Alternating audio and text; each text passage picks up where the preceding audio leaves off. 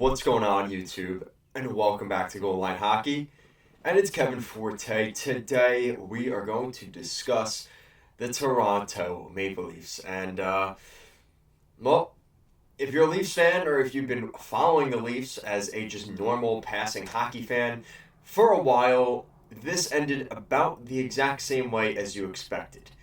The Toronto Maple Leafs did what they do every single year. Over the last 9 years, the Toronto Maple Leafs have built a new era. Brendan Shanahan, Kyle Dubas, Brad Treliving, it's been multiple GMs, multiple coaches. The only thing that stayed the same for this entire decade, basically, is the core four, for the most part. John Tavares being the latest addition to that. But still, 7 years. 7 years of the core four as we know it today. And then you throw in guys like Morgan Rielly, right? Brendan Shanahan. They've been around for a decade. And the Toronto Maple Leafs, here's a fun stat for you. Now, obviously, this is my Islanders fan coming out, but stay tuned.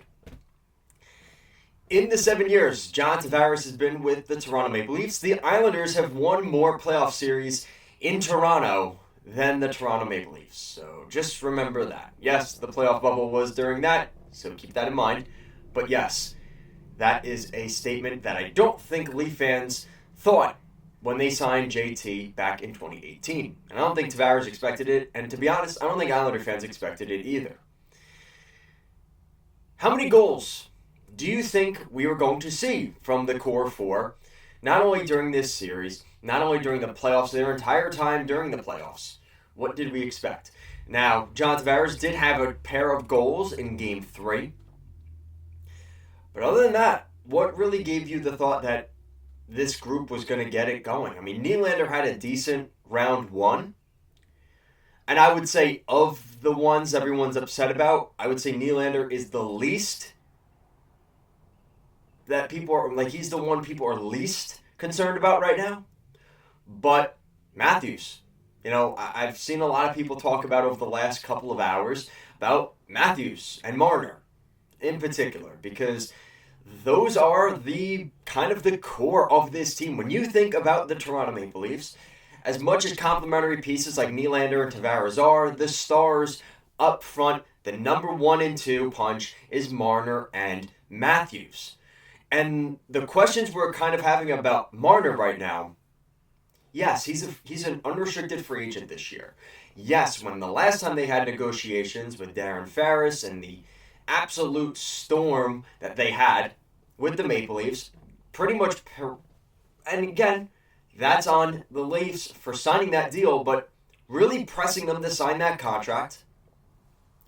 And he never showed up in the big games. You know, there was a little glimmer of hope when we saw the Four Nations thing, and we saw Marner playing well. I mean, he ended up scoring one of the big goals for Team Canada during that Four Nations face-off. But it just, the second he puts on that blue and white jersey, just, it evaporates. And it makes you wonder, just, like, I'm just going to really try hard not to ramble in today's video, but there is so many different directions you can go with this, and just how things have gone for the Toronto Maple Leafs. Now, like I said, we saw Tavares get the 2 goals in Game 3. We see Nylander have a decent round 1. I would say he had a good round 1. And what did everybody say in the preview for this second round? Myself, everybody else. If the Leafs are going to beat a team like the defending Stanley Cup champion Florida Panthers in the second round of the 2025 Stanley Cup playoffs to punch their ticket to the Eastern Conference Finals, they have to get goals from the Stars, because the other guys on this team do not produce and play at the level that you expect from $11+ million players on the Leafs that did not show up. And it's frustrating because you saw points in this series and in the last series where Max Domi is scoring more than Matthews and Marner and Tavares. What is going on? Why is Domi scoring more goals than your star players? That should not be happening. And the fact that this team, I think the thing that really frustrates Leafs fans the most, Game 5 and Game 7 were examples of this team being a bunch of losers. And I hate to say that because it's easy to say that after the fact. It's easy to say that it's easy for you from home to sit there and say, yeah, just get over it and be resilient. But you know what? This is the National Hockey League. Guys find ways to be resilient. And in a Stanley Cup playoff run, not everything is going to go your way. You know, I think back to that year that the Montreal Canadiens beat the Leafs in 2021. They were down 3-1 in that series. They found a way to come back and win that series and go all the way to the Stanley Cup final. They almost lost in the first round of that playoffs that year. They ended up going all the way to the final.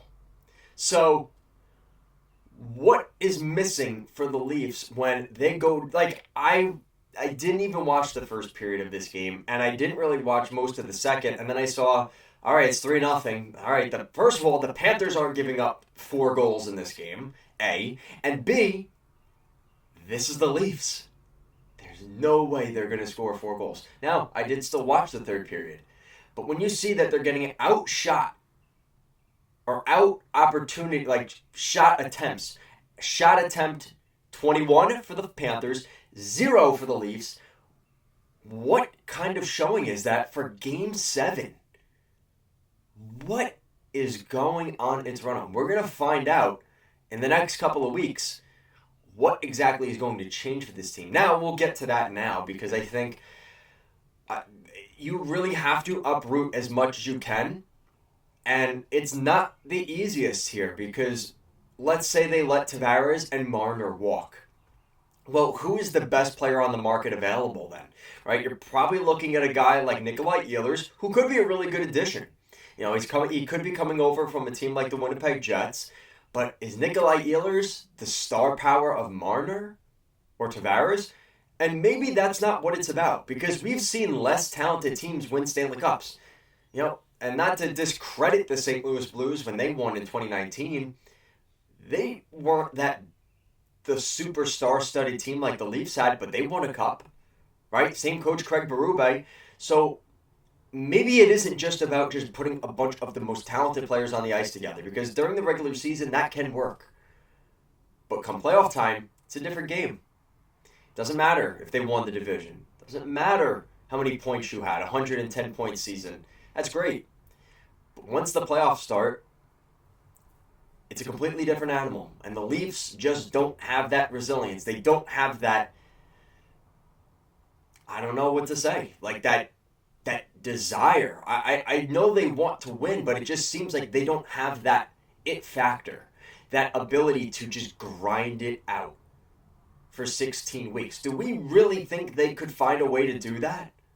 I just don't see that. Like, the Leafs are not the type of team to grind out wins over a season. That's why we see a lot of teams, you know, like the Blues that grinded their way to the playoffs and won a Stanley Cup. Or how many years did the Lightning grind their way through the playoffs? And we kind of saw the Panthers do that to the Leafs.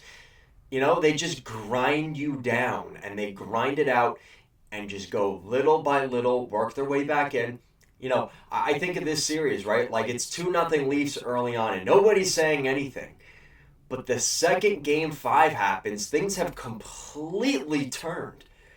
You would have thought that the Leafs had this series. They're up 2-0. They won their 2 games at home, played well, and they were close to winning Game 3. And I know a lot of Leaf fans think to themselves, man, what if? What if the Leafs found a way to go up 3-0 in this series? But to be honest with you, I still think they would have found a way to lose it. And you kind of look at the series against the Ottawa Senators. I think a lot of Leaf fans, if they're being honest with themselves, you know, that series ended in 6 games against the Senators. Would we be having a completely different story right now had the Senators won Game 6 in Ottawa and brought that series back to Game 7 in Toronto? Would the Leafs have been able to function in that Game 7 against Ottawa? And maybe we're sitting here talking about the Panthers still going to the conference final, but maybe they beat the Ottawa Senators in 5 or 6 games, right? So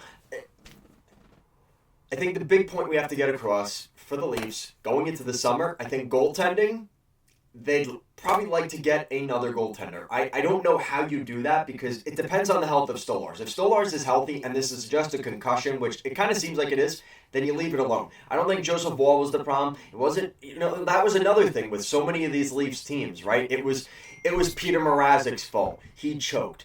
It was Freddie Anderson's fault. He choked. He couldn't get it done. It was always something else. The literal only thing that has stayed the same with this team is Brendan Shanahan and the core five. And other than that, this team is completely different. So, Stolarz and Woll, as long as Stolarz comes back healthy, which I know that's why he didn't play in this game, he was not ready to go. If he was ready to go, it would have been Anthony Stolarz' net. We all know that. Get revenge on the Panthers. How great would that have been a story, right? Steven Lorentz maybe gets the overtime winner over his former team. There was an alternate universe where that happened. But I think the reality we know, we just knew that wasn't going to happen. And I think deep down, I think the utter embarrassment they played in games 5 and 7 just shows you just how fragile this team is mentally, I think. And it's easy for me sitting here from home to say that, right? Monday morning quarterbacking and this and that, but we all saw this coming. And they played so well in Game 6 against the defending Stanley Cup champions in an elimination game on the road, and they played well. And they outgrinded the Florida Panthers. And then they come home for Game 7, and it looked like an amateur matchup.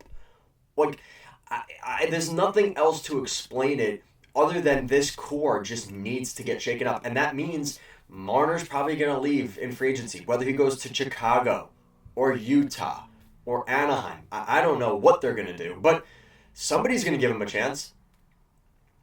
And for Tavares, as much as it sucks, I don't see them keeping him around either. I think it's just when you've had 7 years of this and more with Marner, Matthews, and Nylander, like, how much more? Like I know a lot of Leaf fans are like, man, maybe we should keep Tavares. Like, he got exposed in this series. He can't skate the way he used to. And unless the Leafs are willing to trade Matthews or Nylander this summer, like, you really got to shake up that core. And I think that Tavares would understand that.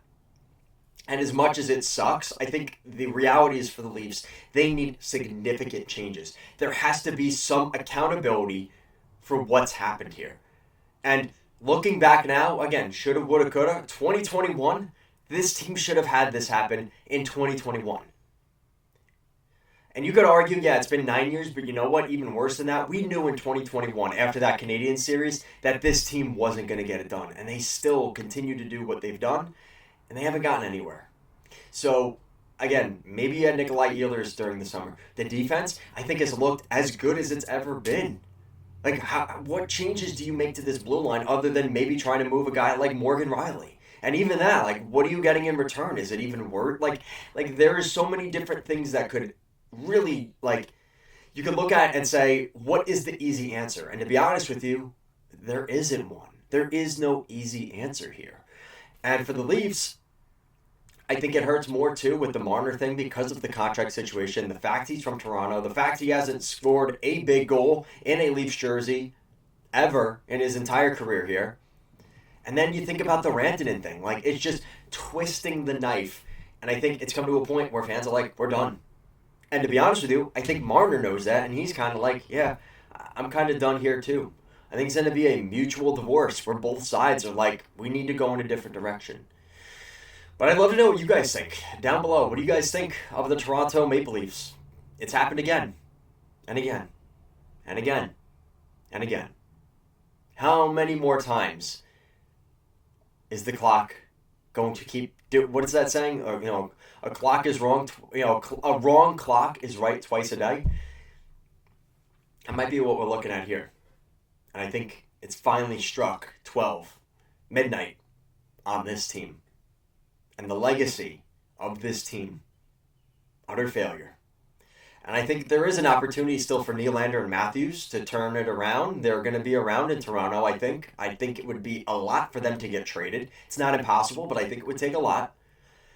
But I want to know what you guys think. What do you guys think of the Leafs? Let me know down below, as always.